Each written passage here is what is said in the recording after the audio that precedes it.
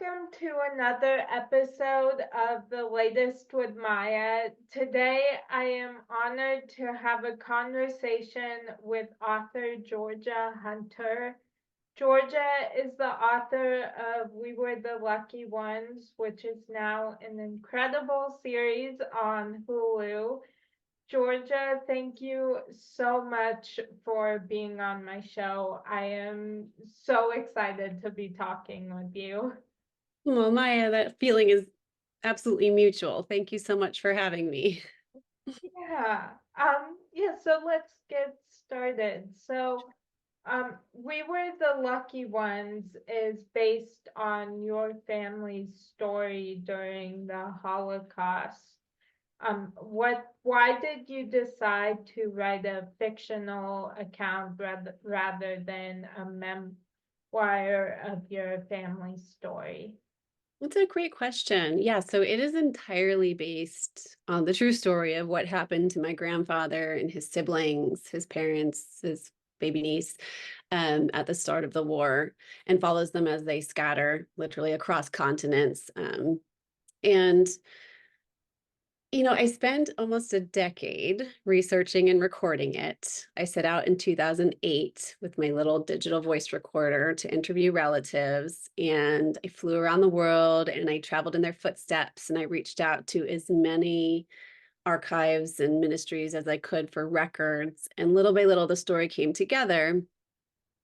And I gathered the bones, if you will. So I figured out who was where and when and how they managed to survive, which was no small feat because there were many of them, right? There were five siblings, and then each had a spouse or a significant other, parents, babies born along the way. What I didn't have, because I wasn't able to interview those relatives firsthand, I was able to interview Felicia. She was the baby at the start of the war. So I had firsthand memories from her.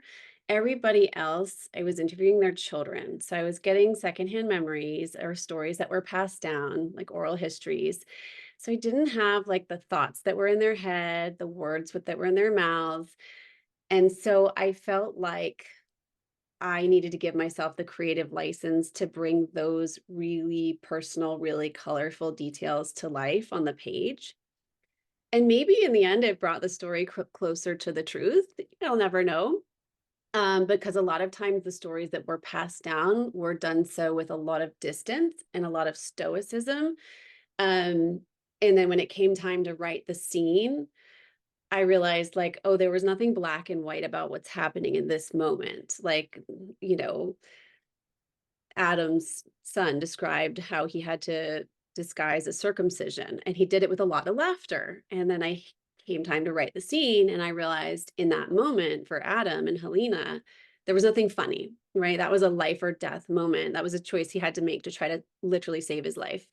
Um, so I had to make that decision. And I think I probably could have written it as narrative nonfiction and pitched it as that. And in fact, in the early days of my writing career, since this is my first book and I was learning the ins and outs, I did pitch it as nonfiction. And I wrote a whole proposal, which helped me to organize the chapters. You have to have an outline and a chapter summaries. And I think that was the best thing I ever did, actually, because it made me organize this massive story of people in a million different places and over the course of 9 years. So but yeah, I just in the end I really felt like I wanted it to read in a way that felt really really visceral and modern in a sense, so that my kids and their kids could pick it up and feel like they were there, like living in the moment. And I didn't feel like I had those details passed down, and I didn't feel comfortable adding them and saying they were 100%, this is how it happened. So in the end, that's why I decided to call it historical fiction. So based on a true story. But I think as far as the genre goes, it's as close to nonfiction as you could possibly get. Yeah, that's incredible. The show it's incredibly difficult to watch, and it is so well done. And yeah, my mom and I watch it together, and after every episode, we're both just crying, and so yeah. I'm right there with you, and I've seen them 217 times each. And I still cry, which says a lot. I know exactly I Yeah. was there when the scripts were written. Like I know exactly what's gonna happen, but I get lost in the story because I feel like they did such a beautiful job of bringing it to life in a kind of an unexpected way to me that felt so relatable. Thanks to everybody, thanks to the cast, thanks to the sets, the hair, the makeup, the costume was which don't look like costumes, they just look like clothes, and they were. Even the cast would describe them like I feel like I'm wearing my clothes. I'm not dressing up in a costume. And everything was so authentic that I got swept away and I cry. I cry still a lot. Yeah. So do you have a special process or ritual that you do prior to each writing session? Good, really good question. What I've started recently, because life is chaotic and crazy in the best possible way, and I have two little boys at home. One of them just turned 7, the other one's 12. Um, when I get to my office, where I'm sitting in my office now, well, first of all, I have an office. I was trying to work from home for a while, and that was not happening. So having a quiet space is paramount for me. I take the first like 10 minutes of when I walk into my office, I settle in and I do a meditation. So I sit down and I have a little cozy chair in the corner and I do a 10-minute meditation every morning. And I feel like it just helps me to kind of transition from family, mom life, or whatever it was that I was doing that morning, checking off my to-dos into this mind space of like, okay, I'm going to focus now. And so that's been my ritual that seems to be working for the moment. Oh, I love that. Um, so what were the challenges to adapting We Were the Lucky Ones into a television series? Oh gosh. Well, the scope of the story is pretty massive, right? So you've got starting with the ensemble, 12 leads essentially. And it really is truly an ensemble. So casting and finding the perfect people to play these roles, which I really think we did, was the first challenge. And then telling this story through scripts and visually that spans 4 continents. So like you go from like, the ghetto in Poland to the beaches of Dakar and Casablanca to Siberia in the middle of the winter to the Austrian Alps. And it's like Brazil. I mean, it's like Yeah, even just the geography of it is intimidating. yeah, And to tell a story of such scope within 8 hour, I know 8 hours sounds like a lot, but it's really not. If you've read the book out loud, it would be like 16 hours, so trying to figure out what we can omit. We may have to had to combine a few scenes here and there. But I think just managing the scope of it and trying to do the story justice and the amount of time that we had was one of the biggest challenges. wow. And Yeah, I give so many props to our writers. I mean, our writers were just the fact that they were in my humble opinion, I think they pulled it off. And the fact that they were able to do so is no small feat. I think that was they and the cast will say like it all starts with the words on the page and I think they did such an incredible job of putting the words to the page. yeah, definitely.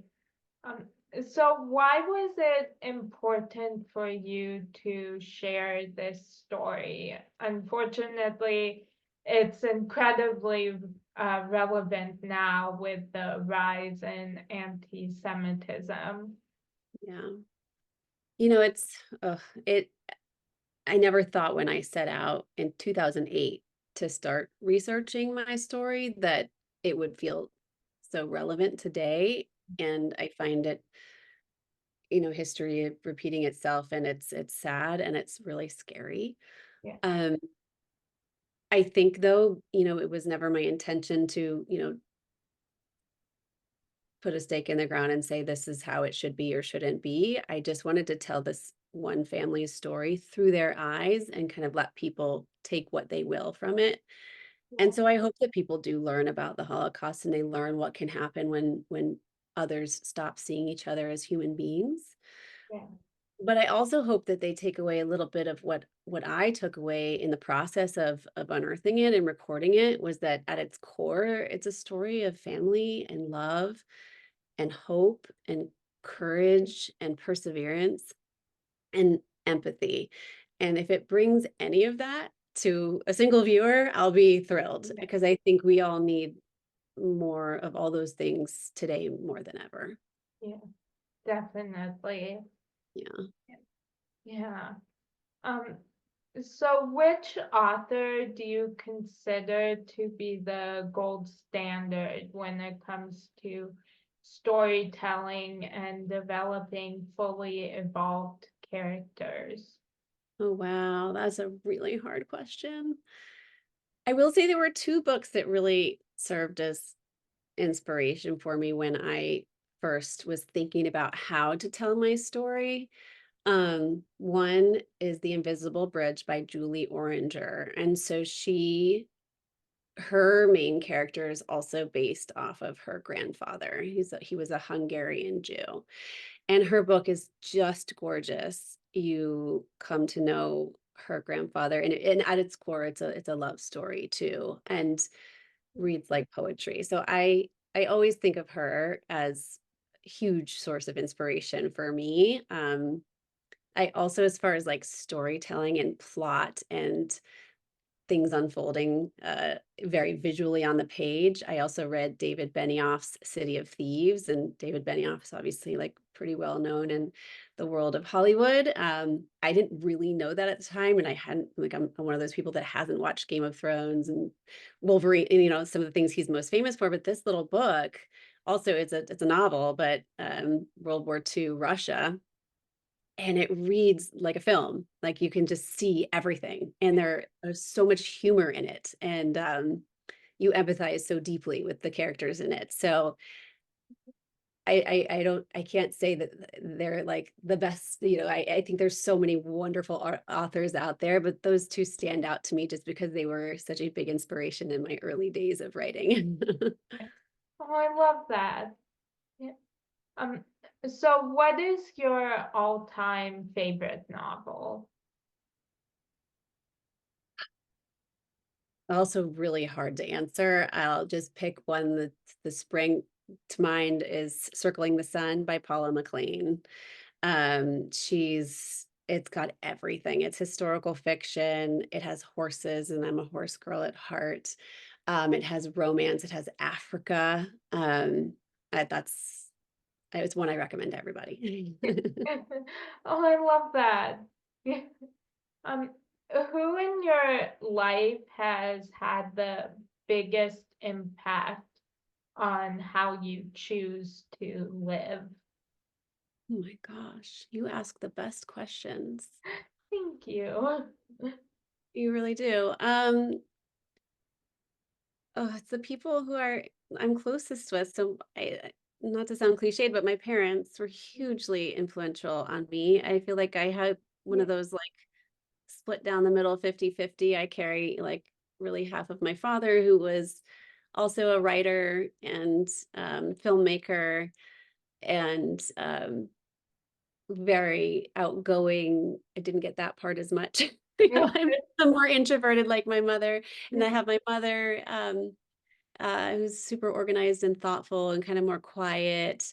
And so I feel like my father has passed, but they had the most beautiful relationship and supported each other so wholeheartedly. And my mother supporting him in his creative world, and he supporting her and she had very cool jobs and always worked when I was younger. And I was an only child, so I spent a lot of time with them. And I guess I just kind of, maybe the fact that my father wrote a book, that's one of my earliest memories, is my father writing a book. He had his typewriter, and he would like bam, bam, bam, bam. It was so loud, and he worked from upstairs in our little house in Massachusetts where I grew up. And like 3 years old, I think he was writing it, and then when I was maybe 4 or 5, it was published, and I held it in my hands.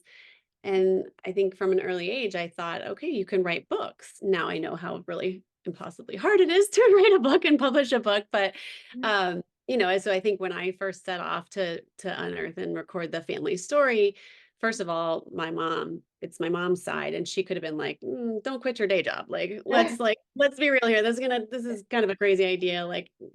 But she was the opposite. She had this like binder of information and letters and things that she had collected from the family because she had a vague idea of doing something similar, or at least recording my grandfather's piece of the story. And so she like ran to her office and gave it to me. So I have this binder that she was like a passing of the baton, but the support from the moment that I even suggested doing this project was incredible. And my father too. And my father, I remember, was always like, he read the book and said, "Oh, this should really be a film, or this should be on television." And, so just even like seeding those ideas from the people you love and admire the most in your world is priceless. And even though I wasn't feeling like I was learning life lessons, they were just intrinsically passing those things along, that kind of belief in myself and that I could do this, and that this wasn't something I should be afraid of, but that this a daunting task, but that I should just go for it. And then the process of writing, I've had my husband by my side. I met him when I was 19. And so we've been together more years than we've been apart now. I'm 45. And he was the same way. I said, "I think I want to do this." And he said, "Go for it." And then came with me on every one of my research trips. We flew to Paris, flew to London. Like, we traded in all of our budgets for vacation days and vacation dollars for years. And he came with me and to Brazil. I mean, we were together, and he's been to every single event that I've been to. And so having him, and he's a finance guy, he's not in the world of TV or literature, or on that creative side, but he's just been the best partner and the best support system. And then having my kids around halfway through the process has helped to ground me, certainly. So I was thinking it's like all the people who are like in my very tight circle that I say are the most influential on me. I love that. Yeah, I love that. And I'm very sorry to hear about your dad. Oh, thank you. I miss him a lot. Yeah. He would be so very proud. I've been thinking about him nonstop because he was like so into film and television, and I know he would be so proud of the way the show has come out. Oh, I love that. Um, so I am pop culture obsessed and go in stages of shows that I cannot stop watching. Is there a show that you are currently obsessed with? I'm in a break right now. I'm not gonna lie. As a working mom, it is hard to find time to watch TV. But when I do find a show, and my husband and I, we that's like a way we unwind together often. So we just finished the last season of Slow Horses, which I loved. Have you seen that one? I haven't. It's so good. It's a British drama. Um, it's wonderful, and I think they had 3 seasons, and we kind of tore through those. So I highly recommend that one. I love that. I'm writing that down right now. What are you watching that you're loving right now? Um, I just finished rewatching one of my all-time favorite shows. I rewatched White Collar. Oh, I haven't seen that. Yeah, it's one of my all-time favorites. I'm writing that down. If you're watching it for the second time, then you know it's Yeah, a winner. definitely.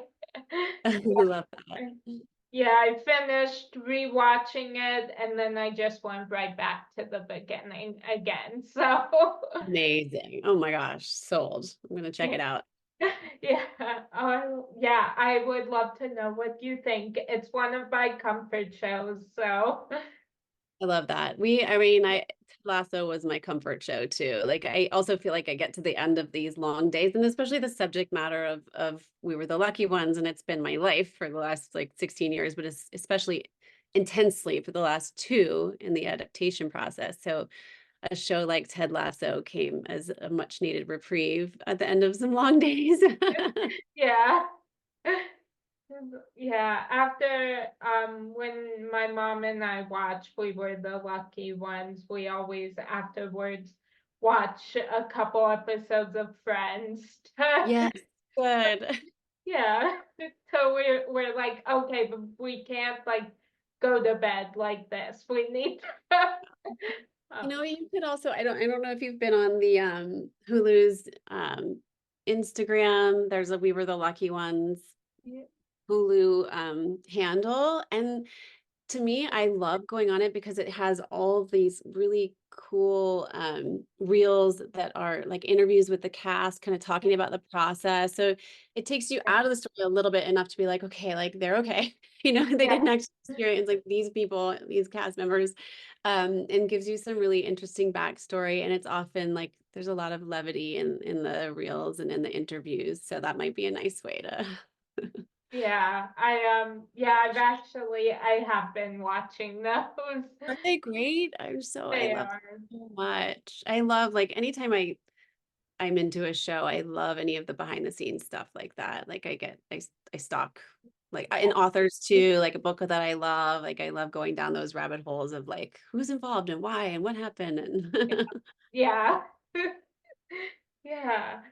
Um, so if you had a warning label, what would yours say?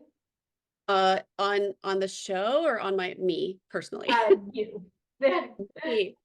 Warning. I ask a lot of questions. Yeah. Which some people are fine with, and other people are like, "Oh my God, am I in an interview?" I think that's probably how I got to where I am is by asking a lot of questions, and I'm never shy to do so. And I feel like nobody should ever be shy to ask questions, and you of all people will respect that. Yeah. But I think that's, that could be a good warning, just so you know, this isn't going to be a quiet conversation. I'm going to Yeah. want to know everything. Yeah. Oh, I love that. Um, so do you have a go-to show or movie when you just want to escape and be comforted? Oh, every year at Christmas time we watch Love Actually, so that's one. Yeah. Um, it's like probably everyone's. It's probably the most watched show. So funny. When I was a kid, I watched some of the older classics, probably because my dad was like forcing them upon me. Um, but there's one I've been like thinking about a lot recently, and I want to go back to it as my comfort place, and maybe I'll watch it with a whole new lens, and who knows how the experience will be. But National Velvet was one of my favorite movies as a kid about a young woman who pretends to be a boy so she can enter a race, a horse, like a horse race, and love story in there too. But like, I don't know, a young girl growing up and obsessed with horses. There was something about that movie that was so comforting. I watched it over and over and over again. Um, yeah, those are the two that come to mind. Oh, I love that. Um, so what genre of movie would your life story be told as? Oh gosh. Dramedy, maybe?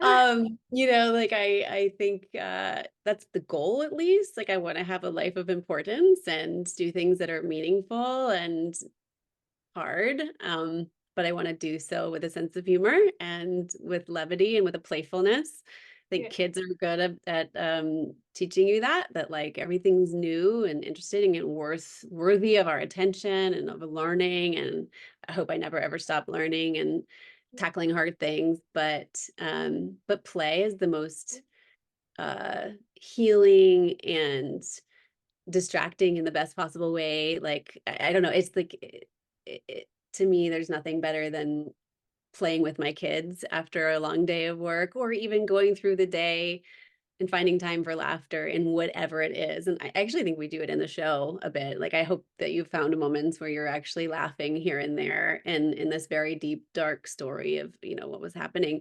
So I think dramedy would be a good, and I think I do a pretty good job of it, like of bringing laughter and lightness to the days that are even the tough ones. Oh, I love What would yours be? I'm that. curious. Oh, I think I feel like I don't know. I feel like it would be probably a little bit of everything. Yeah.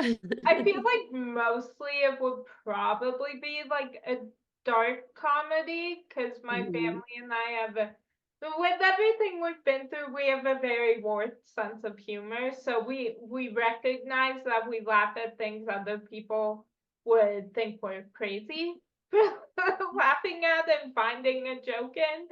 Yeah, So I love that. I love that. Yeah, yeah, life experiences and then what you've been through and to be able to laugh and it's so important. It's yeah. amazing. And it's a testament to you though and to your family because not everybody can laugh. So I think that's amazing.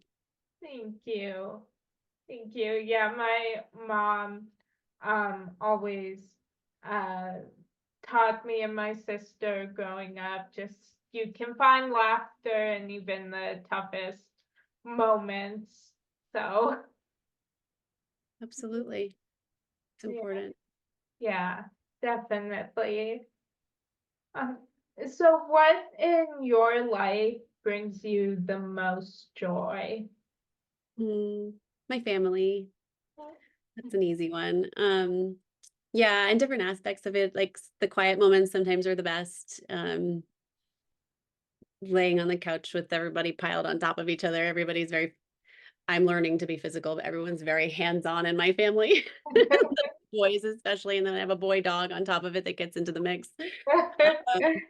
Oh my gosh, it's like piles of boys always. But yeah, like those little or like the asking a question after dinner, what was the good part of your day? I want to know everything. And I love watching our kids grow into the people that they're gonna be and seeing what they're into. Um, and then sharing this experience with them and with my husband and with my mom. It's been the most rewarding thing, I think, on the planet. I love that. Yeah. Yeah. So what are people surprised to learn about you? Mm. Well, maybe because I've been in like a lot of interviews recently. I mean, I really truly um, was never ever intended to be in front of a camera or speaking in front of a group. People are writers often for a reason because you get to sit alone in a room. But what I've learned is that I will never get tired of talking about this. If you ask me to talk about like neuroscience, like I'd rather dig a hole and lay in it for a long time. But I will never get tired of talking about my family. But I do think I'm a kind of a quiet introvert at heart. Also, you know, I when my husband, if my husband were here, he would make me say this. So I'm saying it. So I have a double black belt in Taekwondo. That's something that it surprises me even to hear now. When we moved to Seattle in our 20s for my husband's work. We were just dating at the time. I was like, "You want to move to Seattle?" I was like, "Sure."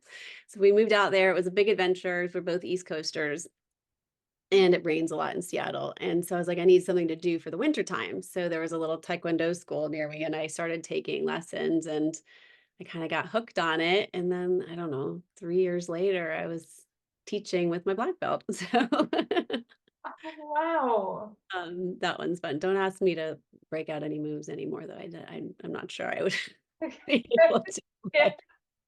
But it was one of those things that I just kind of was like, I just kept going and just kept going and kept going. And then I don't know, as an adult, it was fun to be doing something challenging like that physically and mentally. It's a very mental martial arts are very strategic as well. So it was a really fun way to blend like mind body work Yeah. for me. Yeah, I love that. Yeah.